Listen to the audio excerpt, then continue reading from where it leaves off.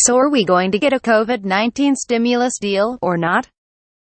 CNN, the headline has been the same for months. Agreement in Congress remains elusive on COVID-19 stimulus package. Since at least October, congressional leaders and the White House have engaged in on-again, off-again talks about the shape and size of a deal designed to help people in business weather the devastating economic impacts of the coronavirus nearly as fast as anyone would like, not to mention a national surge in the number of COVID-19 cases. Pressure on Congress to do, well, something has never been higher. So, will they do something? I put that question, and a bunch of others, to CNN senior congressional correspondent Raju. Right now, we're in a state of uncertainty. It's clear both sides recognize something needs to happen before lawmakers head back for the holidays and wrap up the work of the 116th Congress. But it's still uncertain what negotiators will agree, whether the leaders on both sides of the aisle will sign off on it, and perhaps the biggest question of them all, whether President Donald Trump will sign it. Tuesday underscored just how chaotic and tense these talks have been, as a bipartisan group of senators and House members, who refer to themselves as the 908 Coalition for the $908 billion proposal they're trying to finalize, we're trying to hash out remaining sticking points. Senate Majority Leader Mitch McConnell had a different idea. He suggested removing the two sticking points: liability protections for businesses and others threatened by lawsuits during the pandemic, which he has been demanding, and money for states and cities, which Democrats have been demanding. After that offer was made, Speaker Nancy Pelosi and Senate Minority Leader Chuck Schumer trashed it almost immediately. Then came word that Treasury Secretary Steven Mnuchin had made a $916 billion offer to Pelosi that put the liability protections and state and local funding back on the table.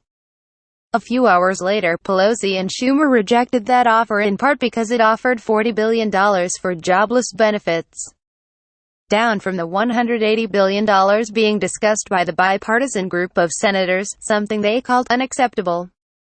So where are we at this exact moment?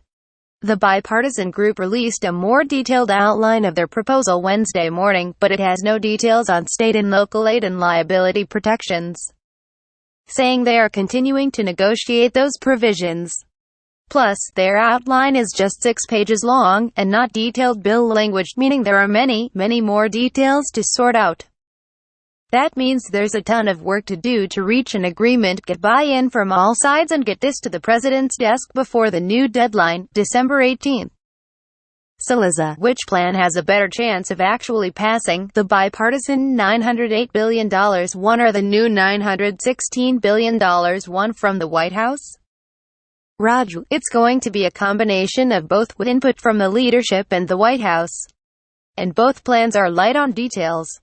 The focus is on the bipartisan plan at the moment, but at some point, the leadership will have to step in, and it will have to be a negotiated settlement between the White House and the so-called four corners of Congress: Pelosi, Schumer, McConnell and House Minority Leader Kevin McCarthy. Congress is going to pass a one-week stopgap resolution to extend the government funding deadline until December 18th. They want to attach COVID-19 relief to a massive, omnibus spending bill to keep the government open until October 1, 2021. But that omnibus bill has its own problems too. The two sides are at odds on thorny issues that they're trying to resolve. Really, if they want to meet the December 18th deadline, they need to have the outlines of a deal that the Hill leadership and the White House have agreed to by the end of this week, because it will take several days to finalize bill language. Then they will need to ram it through Congress in just a few days. But doing so will require cooperation from all members in the Senate, since any senator can slow down legislation, and that is always a possibility. Raju, McConnell and Pelosi are the most important players. Even when McConnell isn't directly involved in the talks, his buy-in is essential to getting a deal done. And Pelosi needs to sell her caucus to accept a deal that is far smaller in size and scope than what she has been demanding for months.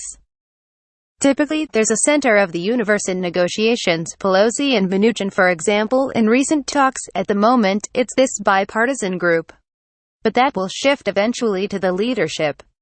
Saliza, finish this sentence. When Congress leaves for the holidays, the most likely thing they have passed on COVID relief is blank. Now, explain. Raju, when Congress leaves for the holidays, the most likely thing they have passed on COVID relief is vaccine distribution. Even with so much needed right now, from small business loans to extending expiring jobless benefits, vaccine distribution is the one that is least controversial and most urgent. Neither side wants to be blamed for not providing the resources to ensure the American public is vaccinated from COVID-19. The bipartisan group proposes $3.4 billion for grants for states and localities and another $2.6 billion for vaccine distribution and infrastructure. We'll see how much they ultimately agree to include in the spending package.